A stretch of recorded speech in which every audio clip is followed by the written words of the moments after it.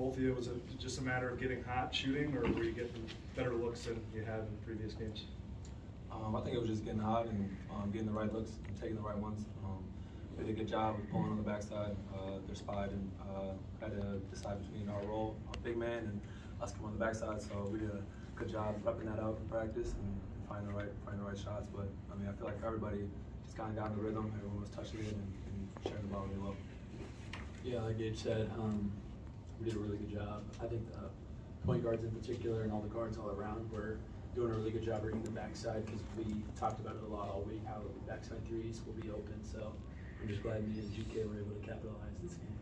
Gabe, what did you guys do defensively in the second half against them generally, but also Flagler when we had 2 at halftime? Yeah, we were trying to blitz ball screen with him, try to get out of his hands, making him uncomfortable, give it to the big man, make him have to decide where to pass it from the backside. So we did a good job with that.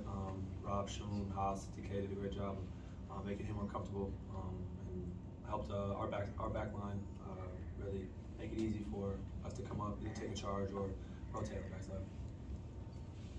Both of you guys, 2 years in a row, you've been playing with a true freshman point guard. Can you just talk about Taman today in his first game, obviously, in his first Big 12 game, especially against a solid opponent? Yeah, I would say Taman did a really good job today. You would have thought, watching that game, not knowing he's a freshman, you would think he's played in the league for a couple of years. But, you know, Taman does a really good job of doing what's best for the team and, you know, playing to his strengths. So he doesn't try to do anything that he shouldn't do, and he always does the things that he knows he can do and makes the plays he can do. So, you know, I give him a lot of credit for putting in all that time, working with good coaches on what's going to be open and what's going to be there. And, you know, he takes every opportunity he gets and takes full advantage of it. Yeah, Taman does a great job. He's coming in there. Like CJ said, if you were watching and you didn't know Taman was a freshman, you wouldn't know that he was a freshman. We just so calm, cool, collective, and just does the right things. Doesn't try to do too much. Takes what's given to him. So there's a lot of fun playing with him and Jaron and the rest of the guys. So I think he's just done a great job of us just kind of giving him keys and kind of like that faith of like be the guy to be our facilitator, our floor general. So he's doing a great job with it. Really, for either of you guys, how did that 10-0 run late in the first half and then kind of that opening to the second half really kind of change the game and solidify things for you two? I think it was just big, just us coming out there and kind of throwing a punch again. Kind of started off well, they kind of came back, went on a run, and then we kind of just came back, and like we weren't uneasy. We weren't worried about things not going our way. Kind of stayed collective and stayed knowing that we need to do what we need to do, and we did that in the last 10 minutes and the first half as well. She did a great job of taking advantage of what was given and giving us it was like 3 straight buckets in a row. So yeah, I thought we did a really good job at, you know, toward the end of the first half of getting stops. We weren't getting stops throughout the first part of the first half, and once we started pulling some stops together, I think the offense flowed better because they weren't getting back and setting their defense every time, and they were on their heels while we were pushing it out. So I think it was just a combination of our defense leading to good offense. For both or either of you guys, with Jazz being out for the foreseeable future, I mean, you get Trey, one of your leading rebounders, you get Jaron, he doesn't shoot it great, but it's stabilized you at the free throw line. It seemed like you got everything you needed from everyone who played. Can you talk about just that? Yeah, everyone. Like this wasn't just a one person or 2 person win. It was everybody that gave everything they needed. TK was a monster on the boards. Even if he wasn't getting the rebounds, he was making sure that Flo and their other bigs weren't getting it. So and Hassan and D, just those guys coming in and giving us great impactful minutes. It's something that a lot of people don't really, I mean, some people don't see. They just see the stats in the stat sheet, but those guys have done a great job just coming in and being our impact weapons. Caleb, for you, I know TJ's talked before about the importance of the bigs being able to box guys out, and then it's on you guys kind of to crash the boards.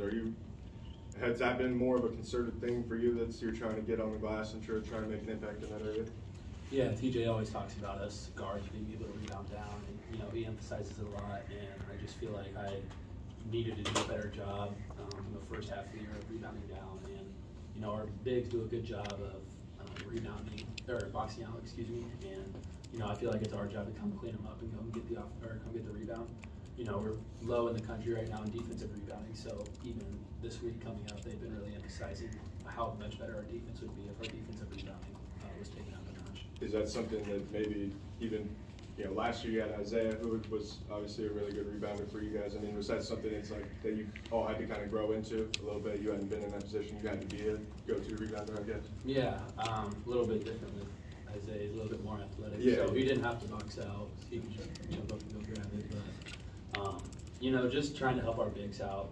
You know, Thamba is really big down low. You know, Bridges crashes a lot. So in the 4 and the 5 spot, we knew it was going to be tough for them to get a lot of rebounds. So I think it was impactful for us guards to rebound down and help them out in that way. This is both of you, how were you guys able to play through your foul trouble? I mean, there were 3 or 4 of you that had 2 fouls with 6 minutes to go in the first half. I mean, so how were you able to play through that? Just know that it can't be. I mean, we still got to play our defense. We still got to play how we play. Because if we don't, then it kind of takes out of our defense as a whole. But just know that can't be too aggressive. And can't if someone kind of goes by you and you think you're gonna have a late contest or want to reach, you just let it go. And know that our 5 men can come and help us block it, take charges. So I think that me being a great on-ball defender and same with our other guards, knowing that we have that frontline guys that we can have come and have some conflict on the backside helps a lot.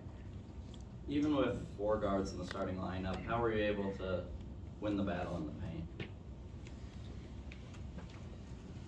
I thought we did a really good job. We emphasize a lot red zone offense, red zone defense, kind of like in that paint area. So first thing we want to do is, you know, hold teams to as few points in that area that we can and make them score outside that, outside the paint. You know, Flagler hit a bunch of shots to start the game, but we knew over time that he probably wasn't going to be able to continue to make those shots. So we were giving up the shots we wanted to in the first half. They were just making more than what we would like them to make. But other than that, I think we did a really good job with our defensive principles and keeping them out of the paint. Thanks, guys.